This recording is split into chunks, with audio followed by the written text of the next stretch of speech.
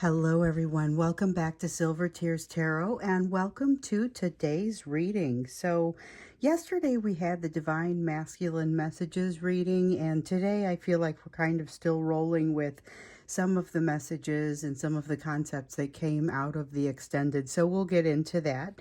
That's what we're going to do when we get into today's reading. So this will be a general reading for this collective, as always. It won't resonate with everyone, but if it does resonate with you, maybe go ahead and check out some of the other videos. You may want to hit subscribe on the overall channel, and then maybe even hit like if it's been helpful for you. I like to put that out there just in case it's helpful. You can find someone or someone who is maybe looking for similar messages. So we'll go ahead and jump in and we're going to look at the energy that is kind of between the two of you, as well as that energetic and emotional backdrop. So yesterday when we jumped in, we just kind of looked mostly at your person's energy, and I feel like that is still a lot of what wants to come out in the meditation. So before I jumped into this, I did a meditation, and I noticed that it was kind of their energy that was wanting to jump out in this. But I also do feel some of that energetic and emotional backdrop. That's just sort of the emotion that is, or the energy that's hanging around that is going to be impacting both of you. So let's see here. Kind of jumbled some cards up there, but I did have one come out, and we've got the pair. So that's like the Lover's card in the traditional tarot, and this one is about a choice, but it is also about your bond, very specifically about your bond. Then we've got the Six of Spears, moment of not necessarily a quiet moment. I feel like another one turned over here too. Maybe I'm wrong. With the Six of Spears, we do have a quiet moment. There it is. We do have a quiet moment that is sort of like a moment of clarity, and sometimes that Six of Spears is that energy of clarity. We also have the Queen of Spears here in the reverse, so it's like a moment of clarity where they don't feel compelled to necessarily make a quick movement from there. There's not necessarily a need for a quick decision or a quick movement. So here's the thing though, I'm not necessarily sure that you are feeling the same sense of almost lucidity, but also floating there. You know, you may be feeling a little bit more of a sense of wanting to move, wanting to do something with this energy. This is an energy that kind of makes them want to sit still. I have something there. It's an energy that kind of makes them want to sit still and just kind of enjoy and soak in the moment. It's not necessarily a bad thing, but it may feel a little bit like stopping to you, where to them it's actually them kind of soaking in their surroundings, and it will help to bolster them up a little bit. So I get the sense that maybe the two of you are moving at two different speeds right now. So there may be a little bit of a feeling of stagnation. Remember, we were feeling stagnation from their side, where they were feeling like something wasn't moving quickly enough for them. Now I feel like they're not trying to make it move. But there is still a fair amount of anxiety and a worry that they're not going to be good enough for something, worry that they're not going to be able to fulfill. They want to move toward your direction because you make them feel better when they do. But unfortunately, there is this sense that they don't necessarily give you the equal give and take of energy that you are due, the equal give and take of energy that would be best and honestly, a lot of you won't stand for less than that at this point. I've seen a lot of evidence of it. There's been a lot of with the interactions that you guys have had, the ones that I've heard about. Some of those interactions, it's been like we said, where your person has come in. Some of those interactions were not maybe what they had hoped or what you had hoped. Anxiety comes to the fore. The gesture that you see from them ends up being a lot smaller than maybe what they had intended or what you had hoped for, and you don't see that equal give and take. It doesn't mean they don't want to move your direction. So with the Ten of Swords in the reverse, that still has them wanting to move your way because they're seeking comfort. There is a tendency in them to want to, just like anything, any organism wants to seek comfort, happiness, something that makes them feel better, and move away from things that make them feel worse. So we have the World and the Ace of Swords. There's a sense of then needing to finish something up and needing to be honest with oneself while doing it. But here with the Page of Swords, there's a fear of moving forward, almost a tendency to just get skittish and run away, and also a tendency to want to put a hold on this change. I think this is really about putting a hold on it, not necessarily saying I want to stop it and not move forward, but saying not quite sure how to wrap up this thing that needs to be wrapped up that we see with the World card. With the Page of Swords, so this really is a skittish response. The thing is, though, with this Ace of Swords, that once again, and this is something that we've seen time and time again throughout with these readings, here's a person who's got a little bit more awareness of kind of what's going on there, a little bit more awareness of what is, what needs to happen, a little bit more awareness of what they're doing and the impact that they are having on the situation. And I feel like that's where we get in with this Page of Swords. And when they have that skittish response, not all of them are going to turn and run away. There are going to be some contingent who say, okay, you know what, it's too long. Unfortunately, it's probably not a huge portion of them, though. There's a lot of regret here, a lot of overthinking, a lot of I'm willing to just kind of go the direction that I've always gone, and I'm not willing to try something new or go in a direction that feels like uncharted territory, which is really what this Fool card represents. The Fool in the reverse is not getting that foolish feeling included. It doesn't include that foolish feeling for me so much. It's really just the inability to walk into that new area. The Eight of Swords is the overthinking. The Five of Cups is that regret. And the Everything is Fine card is in addition to this deck. So you'll notice that it looks a lot like the Ten of Swords card, which we had here in the reverse, because you help to make things feel better for them. Now, the Everything is Fine card is, honestly, what that feels like is someone who is avoiding dealing with their issues because they would much rather not deal with them.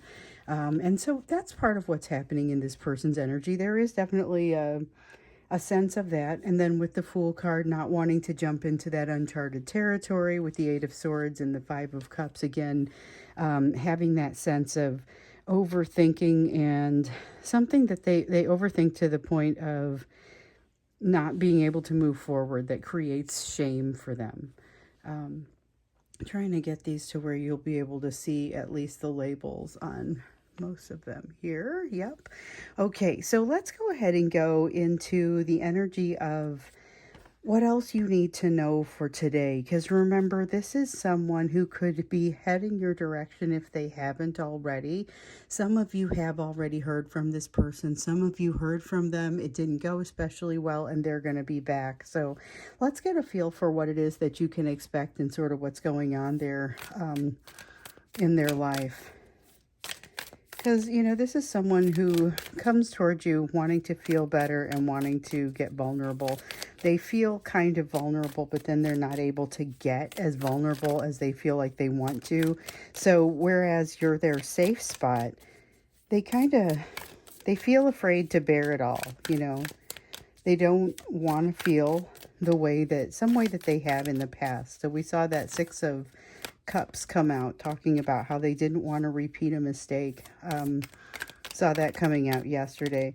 Wishing they could just kind of be carefree and tell you about the changes in their life, but something does stop them. So they feel this bond. Very first thing that came out here, they feel the bond. But there's this tendency to not be able to let you in on the secrets of their life for some reason. Let's see here. The bond overall feels like a complexity to them. I don't think I'm supposed to use this. No, I'm just supposed to use these three. So let's see. We have the Magician, the Four of Teacups. There's the disappointment, and the Transformation card. So things are changing faster than they feel comfortable with. Not quite sure how to manage that. Not quite sure how to navigate everything, because again, they don't want to make a huge mistake. They feel like they've already made one. We see that here with the Five of Cups, that sense of regret, that sense of having done something wrong. this is the thing that has a tendency to make them run away and make them quiet. Also, this disappointment just in general with the way they've handled the situation thus far, and feeling like they have a lot of responsibility for it, like they should be able to make a difference in ways that maybe might be a little too much to expect. So here's somebody that potentially has some anxiety and depression and feels like they should just be able to overcome that. Partially, it's because the landscape of their life has changed overall. And we've seen that happening. There's been a lot of transformation, a lot of change. Some of it has been like unwilling change that they did not feel especially comfortable about. Something still holds them back. We see that with the Devil card. So that's got the sense of almost an addictive kind of energy. It doesn't have to be an addiction to a substance, but it is something that that goes way back with them. So it could be an addiction to a type of thinking or something that controls them. So the Devil energy controls them. It's not always an addiction, but an addiction will control a person. This feels like, for example, it's the overthinking that they have a strong history with, and it has helped to build the person that they are. It has helped to inform the person that they are, and now they're not quite sure how to move away from that, not sure how to communicate away from that. We just had the Page of Cups there in the reverse, kind of saying that, even though it was an honorable mention. So we've got the Three of Swords, lots of sadness that seems to be wanting to express in them right now. A lot of sadness, and a lot of it just kind of coming out as they realize that things are not necessarily the way that they feel like it needs to be. So they are feeling like their life is not in order the way that they want for it to be. And that's what we see here with the Two of Wands. And we see that to a certain degree here with the Three of Wands as well. They are, let's see here. Yeah, with the Three of Wands, this is a strong sense of not having set things in motion, not maybe having done something that will get them into a good place. So again, like we saw with the boat that was not under power, did not have a sail, that sort of thing, all of a sudden they're just kind of out there drifting and they haven't done the thing that's going to help move them in a direction. Here with the Two of Wands, this is the, I guess, the psychological side of that, or the side of that feels like it can't, it's what's holding them in place. With the High Priestess, this is almost comes across as like an increased awareness of that, an increased awareness of something that they feel like they need to change. So this relationship ends up feeling like pressure and obligation for them anytime they interact. Like when they jump in and they try to interact with you, they get this feeling like, oh, I've got to fix some of these things that I've done wrong. I've made so many mistakes. They're like behind in their apologies, and some of these people are not good at apologizing. So I will say this, just a reminder here with the Knight of Pentacles that here's a person that is moving gradually toward success with you. They are even, and I've said this before, and I know it's not something that everybody wants to hear, but it's an important thing to level set on. It doesn't have anything to do with how your relationship with this person is going to go. But I would say, even if you don't run across this person ever again, the lessons have been initiated on both sides. And so that's the reminder that I'm getting here with this Knight of Pentacles. Just a reminder of the nature of this relationship, the reason that you guys came together, which was to learn some very important lessons. And, you know, we've looked into what those lessons are, but I think we see a little bit closer every day where you guys are, and everyone's in a little bit different place kind of on the timeline, but we see the general things that are showing up in the energy, and there is some progress. However, they're not necessarily able to see that all the time. Sometimes, like I was saying, and I think I was hinting at here with the Knight of Pentacles, if you were to step back, you would see that their general progression has been positive and in the right direction. But if you really zoom in and you just look at it from a day-to-day perspective, which we do in these readings, then you're able to see the places where they experience setbacks. You're able to see where things go well. Here's a setback or a potential for a setback. So here's something where they are moving toward success, moving toward happiness, but they can't commit to the thing that they need to commit to. So we have needing to move toward happiness, and right now there is a relatively decent path toward happiness that it feels to me like they are not sure about taking just yet. So this Ace of Pentacles is what tells me that. That's telling me that there's some sort of lack of commitment here. There's something here that kind of can't seem to completely happen. With the Six of Wands, it is being, it's almost like, I want to say like being lured towards success. It's almost like it's not even completely intentional on their part.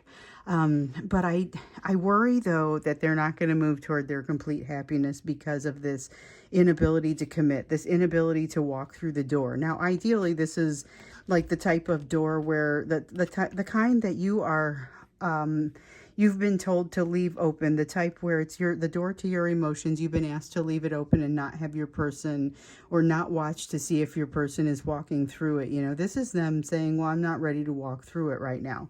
But we've also seen some evidence that this is a person who will tend to stand there at that door and make themselves very, make it so that you're aware that they are there. But because of that devil energy, they're not able to walk through. Because of that Three of Wands, they find themselves kind of not having the momentum to move through. Because of that Three of Swords and the sadness and the heartbreak associated with it, we see them really kind of second guessing themselves. And this is where we see them not necessarily moving forward directly and quickly. Now, you mix that with the anxiety and the overthinking of this current energy, and you have someone who really isn't sure how to move forward, but also isn't really moving back. Like, they aren't moving away, so their energy isn't coming away from you at this point. I think when we get into the extended, I want to get in a little bit more deeply to what you can expect, and maybe even what sort of actions you might be able to expect from this person, because it feels like the energy is very much, it's close to the surface right now. So this is where you would potentially see interaction if you haven't already. And even if you have, there's a potential for additional interaction that we can still look at the nature of. So that's what we'll do when we get into the extended. The link will be down below. If you're interested in taking a look at that, you can click on it down in the description for the video. But before we get into that, let's do the you portion of the video. So this is like we talked about how you guys are learning lessons, and we get some glimpses on those, what those lessons are and where you are with it as we do these readings. Here, we're focusing directly on you. So I used to do these readings, sometimes just entire readings on the lessons that you were learning. And I realized this is something that probably doesn't need to be done periodically so much as every day. So as we get into every reading, we look at what the focus is for you. And it's the focus based on everything else we've seen here on this table. But it's the focus for you in your lessons for today. So the first thing to come through here is the Seven of Teacups, just to let you know you have a lot of options about the way that you can go forward with things. It is not necessarily a foregone conclusion. There's something here that is not a foregone conclusion. You have some choices about it.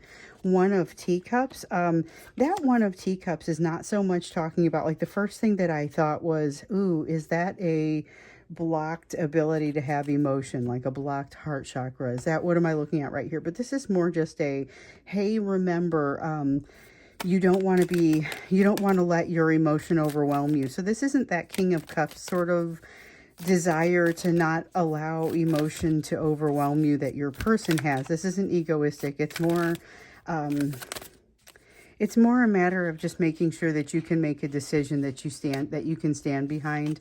And this is one where you're going to benefit from being able to utilize some of your logic. It's also one where there's going to be some pain involved.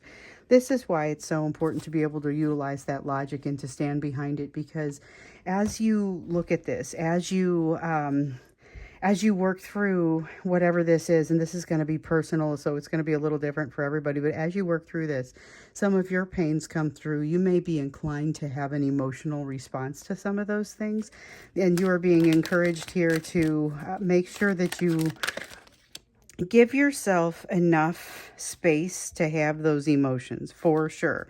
But also make sure that you don't make any sudden moves. Don't make any decisions thoroughly based on those emotions without having had an opportunity for, your mind your intellect to have a go at it as well.